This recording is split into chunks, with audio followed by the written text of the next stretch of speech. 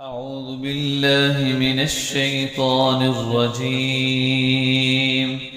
بسم الله الرحمن الرحيم. وهو القاهر فوق عباده ويرسل عليكم حفظة حتى إذا جاء أحدكم الموت توفته رسلنا وهم لا يفرطون ثم ردوا إلى الله مولاهم الحق ألا له الحكم وهو أسرع الحاسبين. قل من ينجيكم من ظلمات البر والبحر تدعونه تضرعا وخفية لئن أنجانا من هذه لنكونن من الشاكرين. قل الله ينجيكم منها ومن كل كرب ثم أنتم تشركون.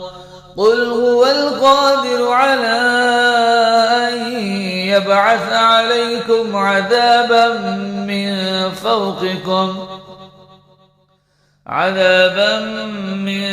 فوقكم أو من تحت أرجلكم أو يلبسكم شيعا ويذيق بعضكم بأس بعض. انظر كيف نصرف الآيات لعلهم يفقهون. وكذب به قومك وهو الحق قل لست عليكم بوكيل لكل نبأ مستقر وسوف تعلمون. وإذا رأيت الذين يخوضون في آياتنا فأعرض عنهم حتى يخوضوا في حديث غيره وإما ينسينك الشيطان فلا تقعد بعد الذكرى مع القوم الظالمين. وما على الذين يتقون من حسابهم من شيء ولكن ذكرى لعلهم يتقون. وذر الذين اتخذوا دينهم لعبا ولهوا وغرتهم الحياة الدنيا وذكر به أن تبسل نفس بما كسبت ليس لها من دون الله ولي ولا شفيع وإن تعدل كل عدل لا يؤخذ منها. أولئك الذين أبسلوا بما كسبوا لهم شراب من حميم وعذاب أليم بما كانوا يكفرون. قل أندعو من دون الله ما لا ينفعنا ولا يضرنا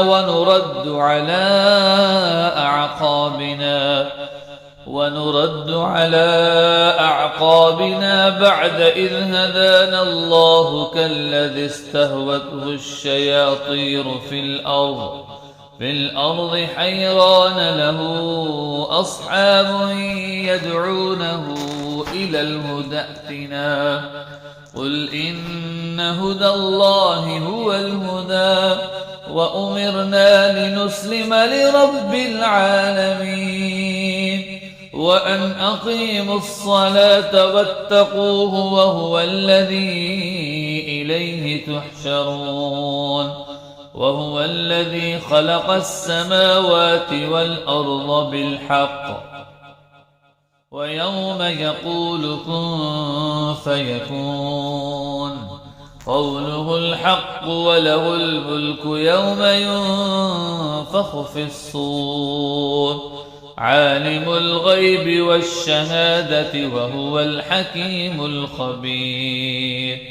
وإذ قال إبراهيم لأبيه آزر أتتخذ أصناما آلهة إني أراك وقومك في ضلال مبين وكذلك نري إبراهيم ملكوت السماوات والأرض وليكون من الموقنين فلما جن عليه الليل رأى كوكبا قال هذا ربي فلما أفل قال لا أحب الآفلين فلما رأى القمر بازغا قال هذا ربي فلما أفل قال لئن لم يهدني ربي لأكونن من القوم الضالين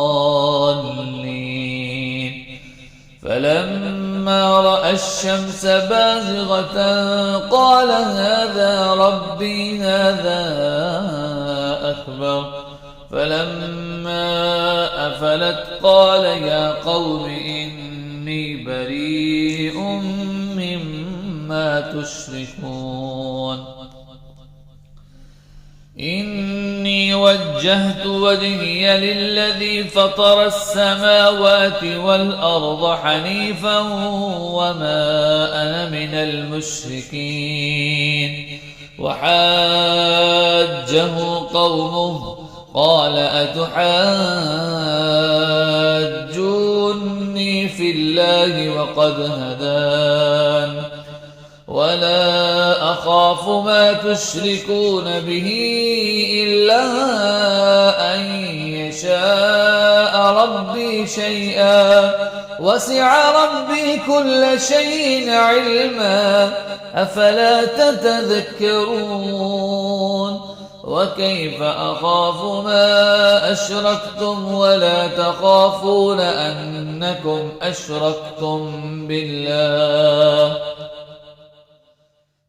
تخافون أنكم أشركتم بالله ما لم ينزل به عليكم سلطانا فأي الفريقين أحق بالأمن إن كنتم تعلمون الذين آمنوا ولم يلبسوا إيمانهم بظلم أولئك لهم الأمن